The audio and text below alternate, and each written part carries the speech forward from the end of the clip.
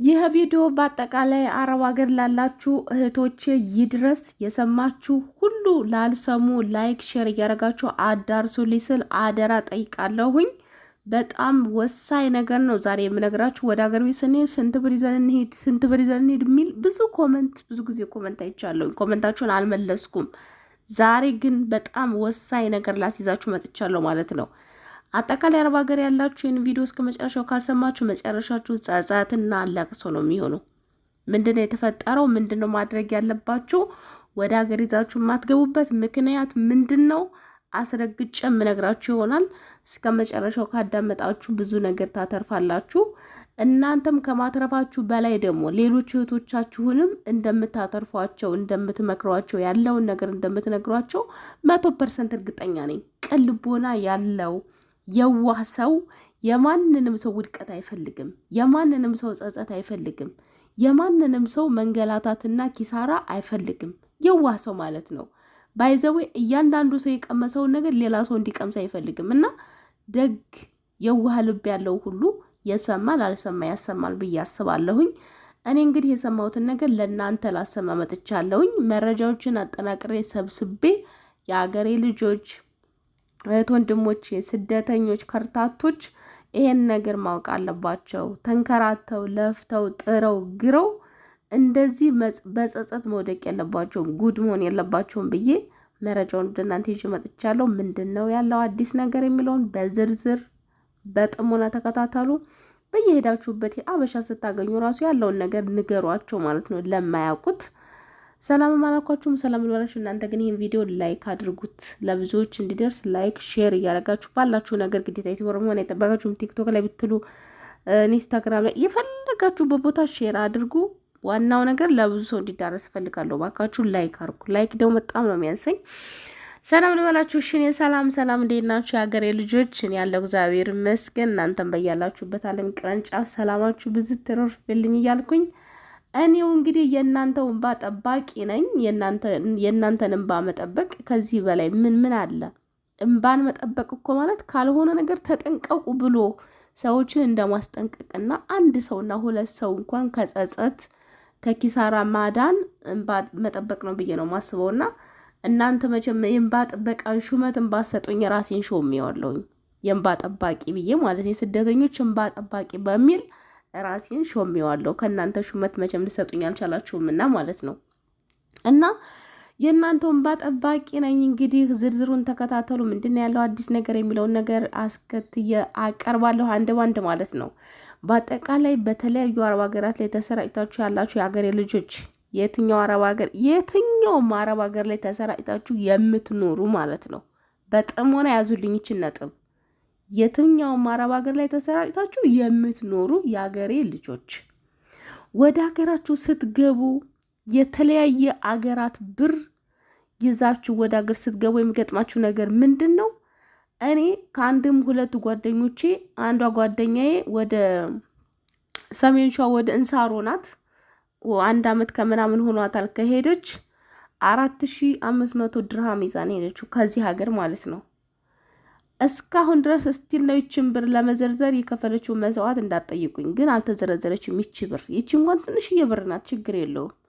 ነገር ግን አንዳንዶቻችሁ 10,000 ከዚያም በላይ ይዛችሁ የምትሄዱ አላችሁ። ድርሃም ብቻ አይደለም፣ ሪያል ብትሉ ዲናር ብትሉ ምን በአጠቃላይ አረብ ሀገራት ያላችሁ ልጆች የምሬ ነው የምላችሁ፣ ተጠንቀቁ። ምንም አይነት ብር ይዛችሁ እንዳትሄዱ። ይዛችሁ ከሄዳችሁ ይዛችሁ መሄድ ያለባችሁ ነገር ምንድነው? ዶላር ነው። የትኛውም ሀገር ላይ ያላችሁበት ሀገር ብራችሁን ወደ ዶላር መቀየር ይቻላል ማለት። ከመሄዳችሁ በፊት የት ነው ዶላር የምንቀይረው ብላችሁ የሚያቅተው ጠይቃችሁ የያዛችሁትን ብር ሪያልም ድርሃም ምንም ይሁን ምን ወደ ዶላር ቀይራችሁ ሂዱ። ወደ ዶላር ሳትቀይሩ ኢትዮጵያ ውስጥ ይዛችሁ ብትሄዱ የሚገጥማችሁ ነገር አንድ ኪሳራ ነው። ሁለተኛ ነገር ደግሞ ብራችሁን ጭራሽ የሚዘረዘራችሁ ሰው አታገኙም። በጣም ትንገላታላችሁ። በጣም ብሩ የመጨረሻ የቀነሰ ነው የሚሆነው። የሚዘረዘራችሁም እንደዚሁ አታገኙም ሁላ ማለት ነው። እና ጥንቃቄ አድርጉ። አንዲት ጓደኛ ወደ እንሳሮ ነው የምትኖረው፣ የሰሜን ሸዋ እንሳሮ አካባቢ ነው። 4500 ድርሃም ይዛን ሄደችው።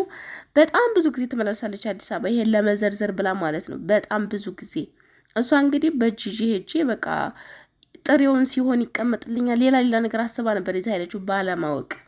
ነገር ግን እስካሁን ድረስ ብሩም አልተዘረዘረላትም። እሷም እየተመላለሰች ነው ያለችው። ከመንገላታት ውጪ ምንም ያተረፈችው ነገር የለም። ማንም አይዘረዝራችሁም። ሪያል፣ ድርሃም፣ የተለያዩ ብሮችን ይዛችሁ ብትሄዱ ማንም አይዘረዝርላችሁም። እኛ ሀገር አይፈለግም ይሄ ነገር ማለት ነው። ዝም ብላችሁ ወይ ባንክ ወይ የሆነ ነገር በርካሽ ካልዘረዘራችሁ በስተቀረ ማንም ሰው ነው የማይዘረዝራችሁ ማለት ነው። በጣም ቅናሽ ነው። ሐዋላ ምናምን የሚባል ነገር እዚያ አታገኙም። ነገር ግን ዶላር ሲሆን በጣም ብዙ ሰው ተሻምቶ ነው የሚዘረዝራችሁ ማለት ነው። በጣም ተሻምቶ በጥሩ ሁኔታ ተዘረዘራች። ከዚህ በፊት እኔ ራሴ ሄጄ ነበር አገሬ። ስሄድ ግን ዶላር ይዤ ነው ሄድኩት። የመነዘርኩትም ወደ 6 ኪሎ ብሔራዊ ቲያትር አካባቢ ነው። በጣም ብዙ ሰው ነው እዚህ አካባቢ ያሉት የሚዘረዝሩ። ገና እንደሄዳችሁ ገና ብር ይዘሻል፣ ዶላር ይዘሻል፣ ስንት ብር ይዘሻል እያሉ ሽሚያ ነው የሚጀምሩት ማለት ነው። በጣም ብዙ ነጋዴዎች ናቸው ያሉት እዚያ ጋር ዶላር ስትይዙ ማለት ነው። ድርሃም፣ ሪያል ምናምን ይዛችሁ ብትሄዱ ማንም ጠያቂም ያላችሁ ማንም የሚዘረዝርላችሁም ሰው የለም፣ አይፈለግም። በጣም ኪሳራ ስለሆነ ፕሊዝ ተጠንቀቁ። ከመሄዳችሁ በፊት እኔ ይህን መረጃ አሁን ወደ እናንተ ከማቅረብ በፊት ፈጣሪ በሚያውቀው ከአንድም ሁለት ሰዎች በዚህ ዙሪያ በሚሰሩ በብር ዙሪያ የሚሰሩ ሰዎችን ካማከርኩ በኋላና መረጃውን ካሰበሰብኩ በኋላ ነው ወደ እናንተ ይዤ የመጣሁት ማለት ነው። አንደኛችሁም እንድትንገላቱና እንድትከስሩ እኔ አልፈልግም። ስለዚህ የምላችሁ ነገር ምንድነው? የትኛውን ቦታ ወደ ሀገራችሁ ከመሄዳችሁ በፊት የያዛችሁበትን ብር 10 ሺህ ያዢ፣ ከዛም በላይ ያዢ፣ በድርሃም ወይ በዲናር ወይ በተለያየ ነገር ሊሆን ይችላል። ወደ ዶላር ቀይሩት። ከመሄዳችሁ በፊት ዶላር ይዛችሁ ሂዱ። ሀገራችሁ ላይ ዶላሩን ብታስቀምጡትም ምንም ችግር የለውም። የፈለጋችሁ ጊዜ ብድግ አድርጋችሁ ትዘረዝሩታላችሁ ማለት ነው። ከዚህ ውጭ ግን ሌላ ብር ይዛችሁ ሄዳችሁ ስትንከራተቱ እንዳትኖሩ፣ በርካሽ ደግሞ ብራችሁን ጥላችሁ እንዳትጸጸቱ ስለምፈልግ ነው መረጃ ያመጣውላችሁ ማለት ነው። ለሁሉም አድርሱ። ሌላው ነገር ደግሞ እንደዚሁም ዶላር አናገኝም የተለያየ ነገር የምትሉ ዶላር ሲጀመር የትኛውን ቦታ አለ ቀስ ብላችሁ ለሚያቅሰው መጠየቅ። ሌላው ነገር ደግሞ ብር ግዴታ ብር እንኳን ይዘን መሄድ አለብን ባቱ ትንሽዬ ብር ከያዛችሁ እንደዚህ በቃ ሆቴል ምናምን የምትይዙበት ወደ ክፍለ ሀገር የሆናችሁ ትንሽዬ ከያዛችሁ ከዚህ ውጭ ያለውን ነገር ወርቅ ግዙበት። ወርቅ ገዛችሁ ማለት ያው ብር እንደያዛችሁ ቁጠሩት። በቃ ማንም ሰው እንደውም ወርቅ ይሻላል። ብር አሲድ አምኖ ታጠፋፉታላችሁ። ወርቅ ከያዛችሁ ግን በጣም ቆንጆ ቅርስ ነው። ስለዚህ እኔ ሁሌም ቢሆን ሪኮመንድ አደርግላችኋለሁ ወርቅ እንደ ቀላል ነገር እንዳታዩት። በተለይ ብር ያላችሁ ሰዎች ወርቅ እየገዛችሁ ብታስቀምጡ ለራሳችሁ ከመሬትም ከቤትም ከምንም በላይ ነው ወርቅ በነገራችን ላይ ማለት ነው። ተጠቀሙበት ፕሊስ። ጉዳዩን እንደ ቀልድ አይታችሁ ጉድ እንዳትሆኑ። መረጃውን ደግሞ ለሁሉም አድርሱልኝ። ምንም አይነት የሰው ሀገር ብር እኛ ሀገር ተቀባይነት የለውም። ወይንም ልዘርዝርም ብትሉ የሚዘረዝርላችሁ ሰው አታገኙም። በርካሽ ነው እዚያ ያጣጥሉታል ምናምን ነገር ሁላ ማለት ነው። ተቀባይነት የለውም ባጭሩ ዶላር ካልሆነ በስተቀር። ስለዚህ ወደ ዶላር ቀይራችሁ ይዛችሁ ሂዱ። ግዴታ ብር ይዤ መሄድ አለብኝ የምትሉ ዶላር ይዛችሁ ሂዱ ማለት ነው። ሌላ ነገር ይዛችሁ ሄዳችሁ ጉድ እንድትሆኑ እንድታለቃቀሱ፣ ሌላ ነገር እንዲደርስባችሁ፣ የሰራችሁት ነገር ክስርስር እንዲል እኔ አልፈልግም። ምክንያቱም ከርታቶች ናችሁ። ከዛሬ ነገ ያልፍልኛል ቀን ይወጣልኛል ብላችሁ ነው የምትሮጡት የምትንከራተቱት አይደለም። ይሄን ነገር እኔ አንድ ሰውና ሁለት ሰው እንኳን ቢጠቅም ብዬ ነው ይዤ የመጣሁት። ለሁሉም አድርሱልኝ። በድጋሚ እስከምንገናኝ ሰላማችሁ ይብዛልኝ። ቻው